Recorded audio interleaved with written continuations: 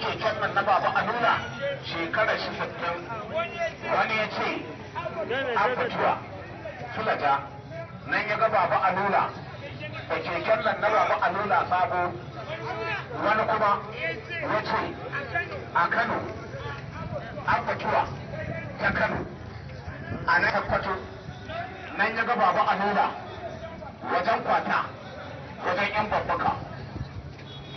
wajen yan to kusa ido ga baba a nuna nan ya makale kan sangalin keken gehe guda gashi nan yana zagayawa ta gashi nan dai baba a nuna mai zai yi gashi na yana za a taba da baba a nuna kada ku bari tsoho ya abinda zai burge ku da tsohon keke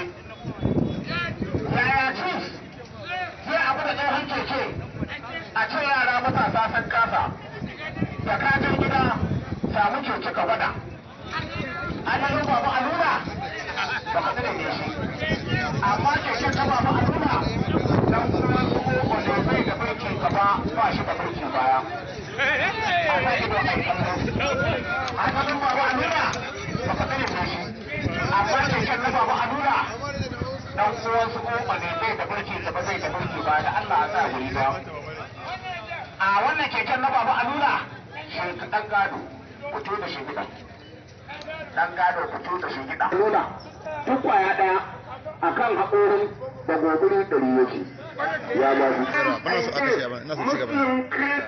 ka ga misali in ka tsaya na haka ka danna wani that is my popular name shi ne yana dauka you are wonderful straight now ka tsaye da shi alula da head bature ya ce ƙarya bature ya ce sai dai kallo dan ba zai iya ba waye bature who is he black and proud yaro ya ji da yama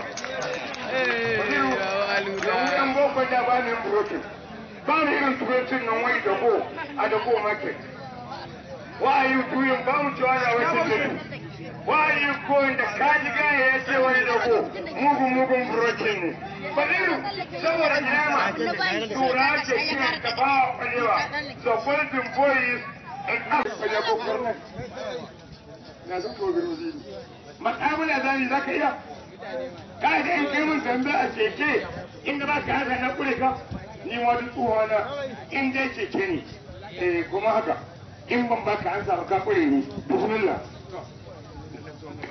alo ta zai tafi gidan sangalin keken na dama ya kare ya bashi da na hagu a daji a sa ido a kallo da da baban yara a taba ma baba a nuna yau da kallo gobe labari ikon Allah sai kallo da da baban yara a taba ma baba a nuna baba a nuna jama'a ba sa ido maga yadda baba alula zai tafi gidan sangalin keken na hagu ya kare ya bashi da na dama a daji a sa ido a kallo a taba ma baba alula da da baban yara dogo mai dogon zamani ikon Allah zai kallo yau da kallo gobe da a taba baba alula akwai dogon hawa 3-in-1 gangara 3-in-1 ko babu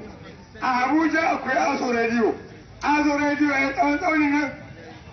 to ko tsaunin aso radio na Abuja na ɗora keke na zaman tsaunin na gangaro a guje ina zuwa bakin hanya in mai mota ko mashin ya gitta min birki na ta bakin da magarawa baba a nuna ka ce birki inda gangara take a nan zai gwada birkin shi a san birkin shi original ne to gashi nan ya hau sabon keken mai shekara 60 zai gwada mana birkin shi gashi nan ana fafatawa baba alula ya shego da gudu keken bai da birki a sa ido a ga birki original gashi nan ya shego da gudu gashi nan da wanda ganye ina da ka a tafa baba alula wannan birki yayi kaga da birkin bature ne shanyewa zai yi ciki da mai waccan dare ga gaba ɗaya sun yi baba alula birki yayi amma har yanzu dai akwai wata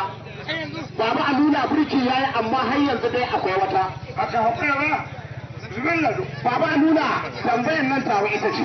ta kana daga tafiya magana kaza ka tambaye halin kuma kai tafiya da shi insha Allah sahamu gani sai ta jama'a masa ido maga yadda baba alula zai tafi da sabon keken nan babu kaca baba alula idan ka je ga hawa in ka je ga hawa to a taba baba alula kaga a gangara ya huta in ya je ga hawa sai ya ci gaba da tuki yaro kwanta dan tsaya tukunna bari a sa baba alula kaca a kwantar da kai idan an sa kaca ka kwanta kan shigidan nan ka kwantar da hankalinka kamar kayan amarya jiya a yau da fahimta ta kwashe kayanta ta bari a saka ta ikon Allah ke kallo da shi da baban yara dogo mai dogon zamani duk kayan nan babu wanda babu alula ya daga ciki